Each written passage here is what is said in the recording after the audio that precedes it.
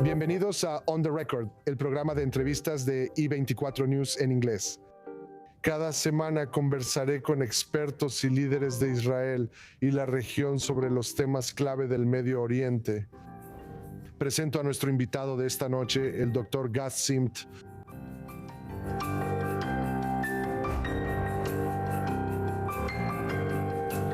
El Dr. Simt es un veterano observador de Irán, donde sirvió en las Fuerzas de Defensa de Israel durante más de 2 décadas. Es director del programa de investigación sobre Irán y el acceso chiita en el Instituto de Estudios de Seguridad Nacional y becario en el Centro Alianza para Estudios Iraníes de la Universidad de Tel Aviv. Dr. Gus Simt, gracias por acompañarnos esta noche. Gracias por invitarme. Así que entremos de lleno al tema, mientras la información que sale de Irán sigue siendo muy limitada debido al apagón de Internet. Está claro que las protestas han disminuido en gran medida debido a la naturaleza sin precedentes, incluso histórica, de la brutal represión y la supresión despiadada de las protestas allí, algo sin precedentes en la historia moderna, podemos decir. Mientras el régimen se prepara para un posible ataque estadounidense, como lo prometió el presidente Trump, ¿qué puede hacer Estados Unidos para reavivar las protestas? ¿O acaso ya ni siquiera es ese el objetivo? ¿Sabes? Creo que es muy difícil entender y evaluar qué exactamente motivaría a millones de iraníes a arriesgar sus vidas de nuevo, saliendo a las calles. Y por lo tanto, mi consejo para Estados Unidos sería: no cuenten con eso. Si hacen algo que pueda socavar al régimen iraní, si hacen algo que pueda herir o dañar la capacidad de Irán para reprimir aún más y reprimir futuros levantamientos o protestas, ciertamente pueden hacerlo si quieren destruir o dañar a la Guardia Revolucionaria, las fuerzas de aplicación de la ley Basij, las sedes de las fuerzas en todo Irán. Solo háganlo, pero no confíen ni desarrollen una estrategia que dependa de la suposición de que cuando hagan eso, millones de iraníes saldrán a las calles de nuevo. Quiero decir, algunos de ellos ciertamente podrían hacerlo. Sabemos que la crisis de legitimidad hoy en día de la República Islámica es incluso peor de lo que solía ser hasta la reciente represión. Algunos iraníes, por otro lado, podrían seguir teniendo mucho miedo de salir a las calles, sabiendo lo que les pasó a sus familiares y amigos. Así que es muy difícil saber exactamente qué van a hacer millones de iraníes. Así que el régimen parece haber logrado resistir al menos esta ola de protestas, pero mencionaste el tema de la legitimidad.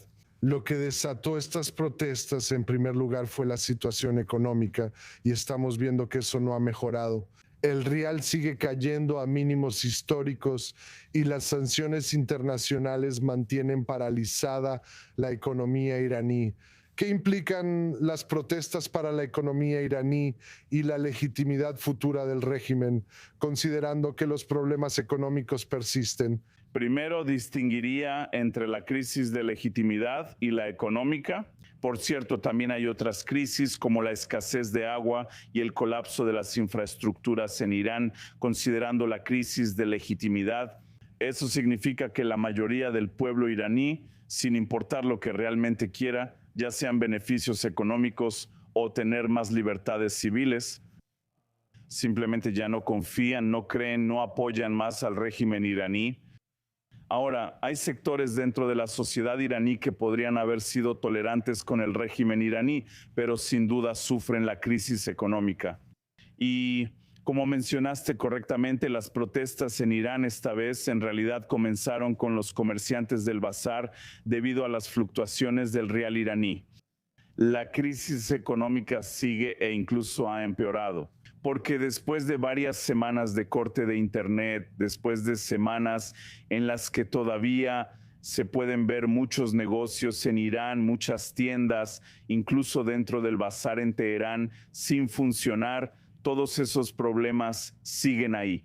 Y eso significa que incluso si asumimos que esta ola de protestas ha terminado, mi sensación es que es solo cuestión de tiempo hasta que surja un nuevo detonante y estalle una nueva ola de protestas.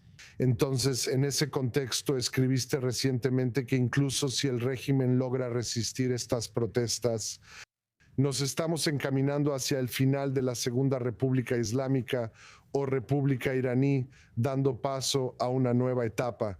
¿Cómo será la Tercera República? ¿Pero qué marcará el final de esta actual República Islámica en Irán? Eso depende, antes que nada, de lo que vayan a hacer los estadounidenses y de lo que vaya a hacer el pueblo iraní.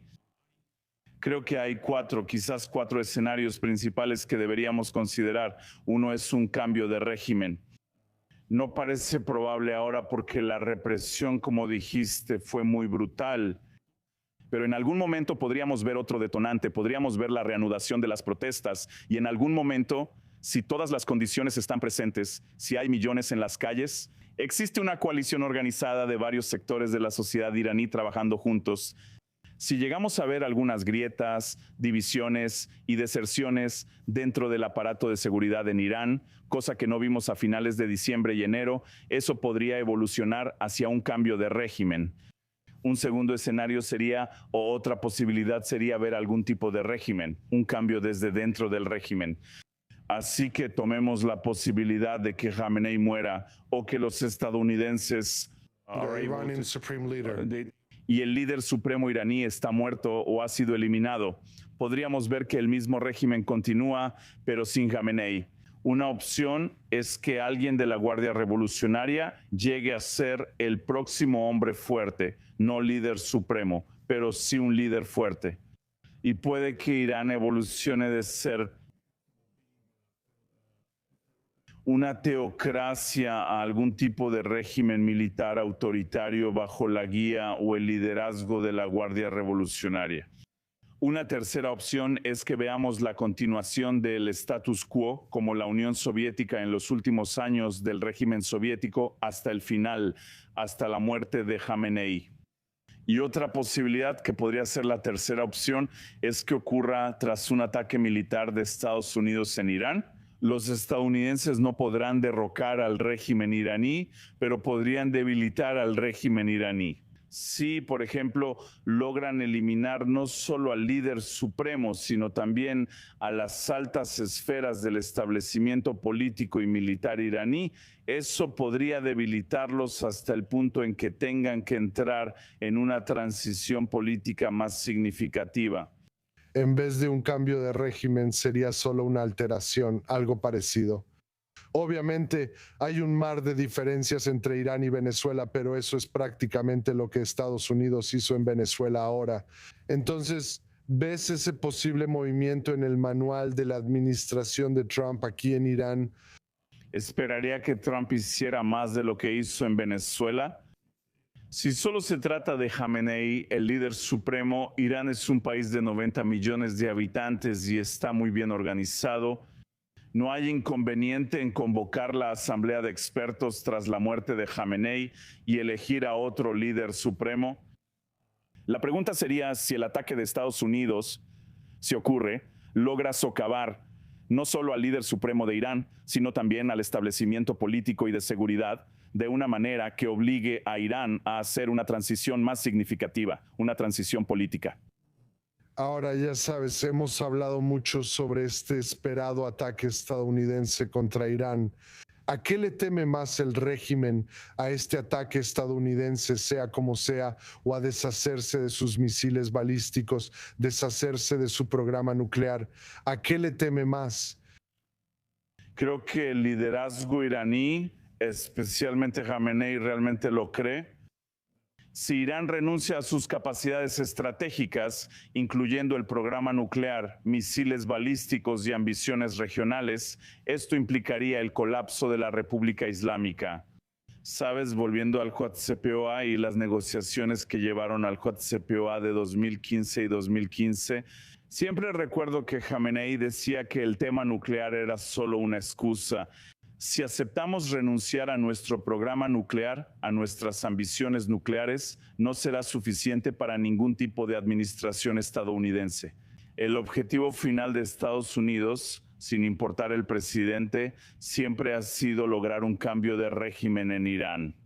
Así que él realmente cree, creo yo, que si Irán está dispuesto a aceptar las concesiones que exige el presidente Trump y a renunciar a todas sus capacidades estratégicas, eso solo le dará a los estadounidenses la capacidad y allanará el camino para que continúen los esfuerzos de Estados Unidos por debilitar a Irán hasta el punto en que ya no haya forma de salvar a la República Islámica aún más. Así que aquellos que dicen, miren, los iraníes tienen que aceptar renunciar a todo para salvar a la República Islámica, desde la perspectiva iraní no es igual, no lo ven así. Ellos realmente creen que si están dispuestos a una capitulación total ante las demandas de Estados Unidos, esto en realidad significará el fin de la República Islámica. Y así estas concesiones formarían parte de las negociaciones que ahora están comenzando o que en los próximos días comenzarán entre Washington y Teherán. Pero todo indica que estas conversaciones estarán limitadas únicamente al programa nuclear de Irán, sin tocar los misiles balísticos ni a los aliados de Irán. Entonces, ¿qué concesiones serían suficientes para que Estados Unidos dijera, está bien, esto es suficiente para nosotros, puedes permanecer en el poder, conseguimos lo que buscábamos? Primero debemos ver qué aceptarán los iraníes. Hay 3 demandas principales que les presentaron tras la guerra de 12 días en junio. Una es suspender sin límites el enriquecimiento de uranio en Irán. Los iraníes dijeron, no, no haremos eso. La segunda demanda fue ocuparse de los 440 kilogramos de uranio enriquecido al 60% que aún están en Irán tras el ataque de Estados Unidos e Israel en junio. Y la última demanda era que Irán permitiera que los inspectores de la OIEA regresaran a Irán, probablemente con capacidades más intrusivas otorgadas a los inspectores. Por cierto, no solo en los sitios que fueron atacados por Israel y Estados Unidos, sino en cualquier sitio que pudiera tener alguna conexión con los esfuerzos nucleares o de armamento de Irán. Ahora, la primera pregunta es si Irán va a renunciar a esas demandas. Creo que cuando se trata del programa nuclear hay un nivel de flexibilidad que el liderazgo iraní ciertamente podría mostrar, incluso si es solo para ganar más tiempo, hasta que, digamos, Trump ya no sea el presidente de los Estados Unidos. En cuanto a las otras 2 demandas sobre misiles balísticos de Irán y su apoyo a aliados y representantes en la región, creo que el líder supremo Jamenei y el liderazgo iraní no aceptarían ni negociarían esos temas. Entonces la pregunta es si el presidente Trump aceptará algún tipo de concesión sobre el tema nuclear como algo satisfactorio. Y otra pregunta importante es si él está dispuesto a dar algún tipo de beneficio económico, por ejemplo, algún tipo de alivio de sanciones a cambio de que Irán acepte esas demandas. Sí, será interesante ver cómo se desarrollan estas conversaciones ahora. Al hablar de la República Islámica, el principal organismo que la sostiene es el Cuerpo de la Guardia Revolucionaria Islámica. Es interesante que la Guardia Revolucionaria Islámica ni siquiera tiene la palabra Irán en su nombre. Me da curiosidad si podrías explicarnos qué es la Guardia Revolucionaria Islámica. Tú escribiste que no son un bloque monolítico, sino que están formados por varios cuerpos distintos. ¿Existe alguna fisura en la Guardia Revolucionaria Islámica que facilite un cambio en el régimen? Actualmente creo que es muy difícil ver, es muy poco probable ver alguna fisura o división dentro de la Guardia Revolucionaria. Hay que entender eso. A diferencia, por ejemplo, del ejército egipcio o las fuerzas armadas que pudieron sobrevivir a la transición política de Mubarak a Mursi y luego de Mursi a Sisi. La Guardia Revolucionaria, a diferencia de los militares, es una parte muy importante de la República Islámica y del régimen islámico. Dependen completamente del régimen islámico. Y ellos saben que si el régimen desaparece, es muy probable que tengan que sacrificar quizás hasta sus propias vidas durante esta transición. Así que creo que el único escenario en el que quizás puedas ver a la Guardia Revolucionaria o a partes de la Guardia Revolucionaria tomar la iniciativa de lo que llaman sacrificio. El líder supremo Jamenei considera que si deben elegir entre su supervivencia o la de sus intereses, optarán por uno u otro. Y si llegan a la conclusión de que Para salvar la República Islámica, la única manera de lograrlo es hacerle entender a Jamenei que tiene que renunciar.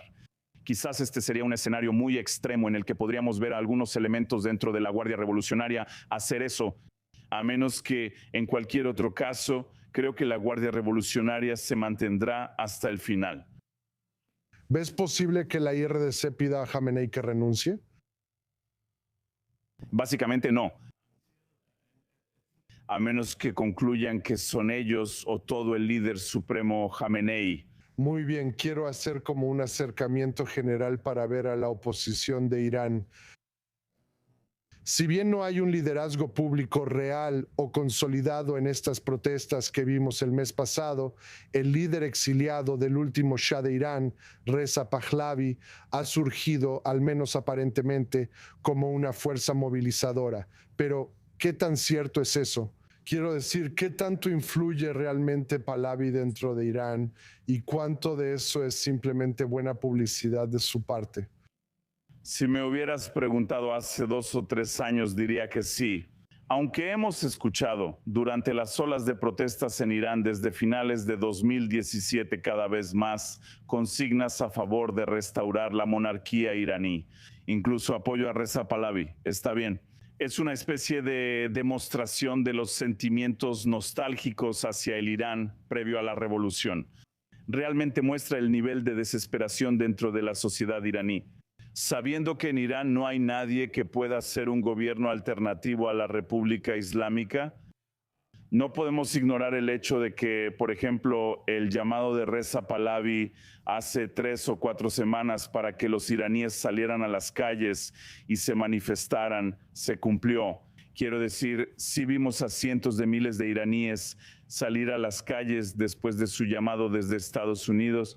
Vimos a miles asesinados el 8 y 9 de enero. Exactamente, creo que todavía hay una diferencia entre los lemas que vemos en apoyo a Reza Pahlavi y lo que percibo es que todavía la mayoría de los iraníes realmente no consideran a Reza Pahlavi, como yo diría, una alternativa potencial a la República Islámica. Creo que muchos iraníes piensan hoy que realmente no importa quién sea el líder de Irán, siempre y cuando logre ofrecer soluciones a las numerosas crisis y problemas dentro de Irán. Última pregunta sobre este tema. Claramente hay un vacío en la oposición en Irán. Un grupo que se veía como una posible solución a este vacío eran los reformistas, pero son personas leales a la revolución islámica, aunque muestran más apertura hacia el mundo. El presidente Pezeshkian, Masoud Pezeshkian, fue considerado un candidato reformista por algunos, pero dado que la última palabra en Irán la tiene el líder supremo, ¿qué tanto peso tienen hoy los reformistas en Irán? Así que antes que nada, yo nunca consideré a Pezeshkian como un reformista. Incluso el presidente Rouhani, que era más moderado y capaz que Pezeshkian, no era reformista. Él era un conservador pragmático que logró reflejar la agenda reformista y pragmática en Irán.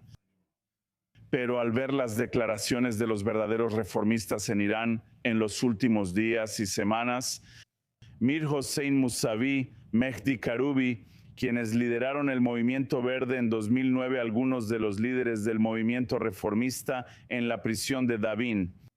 Personas como la ganadora del premio Nobel, Narges Mohammadi, u otros realmente reflejan hoy un cambio en su actitud.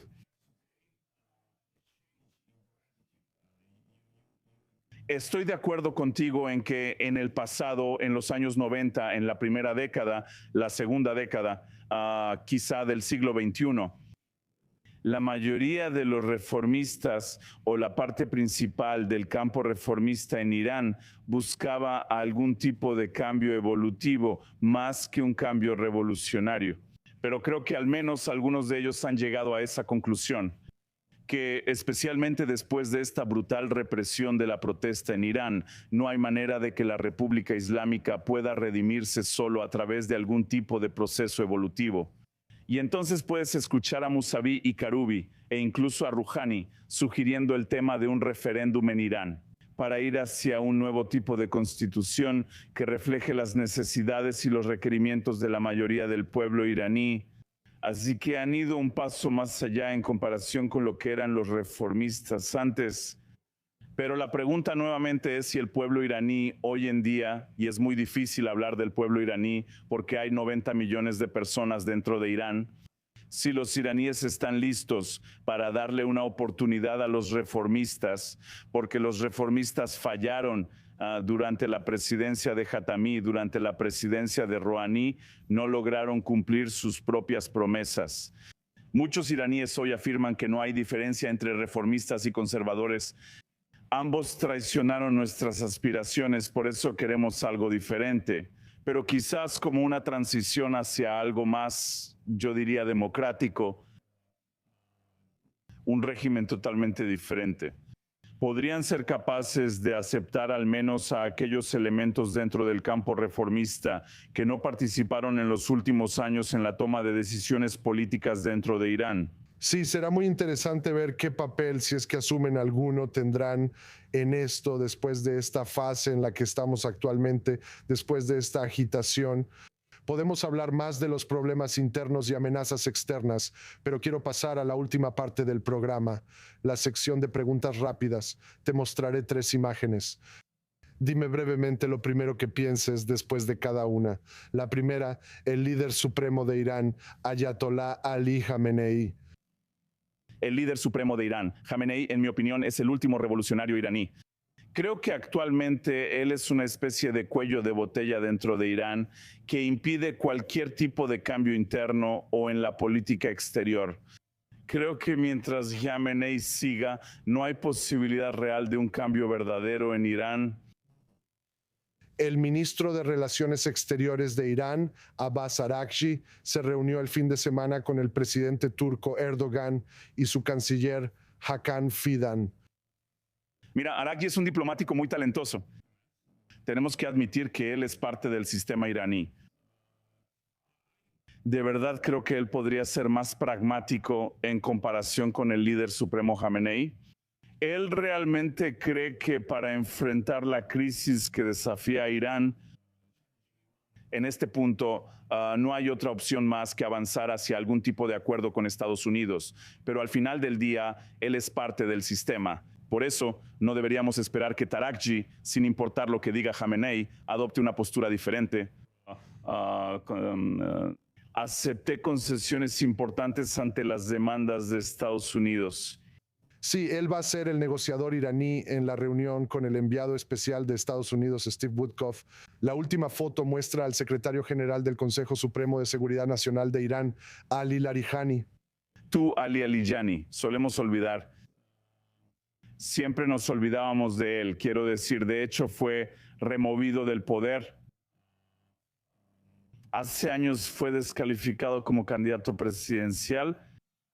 Y fue solo después de la muerte del presidente Raisi y la elección del presidente Pezeshkian cuando vimos el regreso de Larijani, tal vez como un anciano responsable en Irán, elegido por el líder supremo para intentar resolver algunos problemas del país. Así que creo que es bastante notable que haya sido muy influyente y muy involucrado en todos estos esfuerzos diplomáticos, incluyendo su reciente viaje a Moscú para reunirse con el presidente Putin y su intento de gestionar las decisiones estratégicas diarias, la toma de decisiones dentro de Irán. Mira, estos son tiempos muy tumultuosos en la región y obviamente el enfoque en Irán está en primer plano. Así que quiero agradecerte, Dr. Zimt, por tomarte el tiempo y sentarte conmigo y realmente desglosar estos temas fascinantes para tratar de entender mejor lo que realmente está sucediendo actualmente en Irán. Eso es, desafortunadamente, todo el tiempo que tenemos esta semana. Quiero agradecerte de nuevo, Dr. Zimt, por tu tiempo y tus interesantes perspectivas. Acompáñanos la próxima semana, encuentra este y todos los episodios anteriores de En el Registro en YouTube y Spotify.